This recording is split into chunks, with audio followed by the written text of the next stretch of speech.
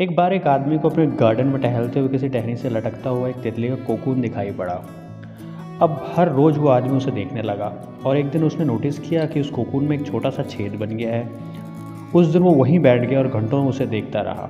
उसने देखा कि तितली उस खोल से बाहर निकलने की बहुत कोशिश कर रही है, पर बहुत देर तक प्रयास करने के बाद भी वो उस छेद से नहीं निकल पाई। और फिर वो बिल्कुल शांत हो गई, मानो उसने हार मान ली हो। इसलिए उस आदमी ने निश्चय किया कि वो उस तितली की मदद करेगा।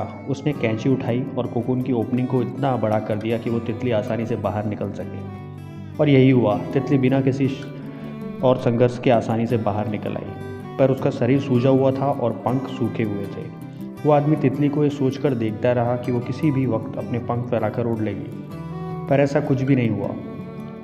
उसके उलट बेचारी तितली कभी उड़ नहीं पाई और उसे अपनी बाकी की ज़िंदगी इधर उधर घिसटते हुए बितानी पड़ी। वो आदमी अपनी दया और जल्दबाजी में ये नहीं समझ पाया कि दरअसल कोकून से निकलने की प्रक्रिया को प्रकृति ने इतना कठिन इसलिए बनाया है ताकि ऐसा करने से तितली के शरीर में मौजूद तरल उसके पंखों में पहुंच सके और वो छेद से बाहर निकलते ही उड़ सके। वास्तव में कभी कभी हमारे जीवन में संघर्ष ही वो चीज़ होती है जिसकी हमें सचमुच आवश्यकता होती है। यदि हम बिना किसी स्ट्रगल के सब कुछ पाने लगें तो हम भी एक अपंग के समान हो जाएंगे। बिना परिश्रम और संघर्ष के हम कभी उतने मजबूत नहीं बन सकते जितना हमारी क्षमता है। इसलिए जीवन में आने वाली कठिन पलों को सकारात्मक दृष्टिकोण से देखिए।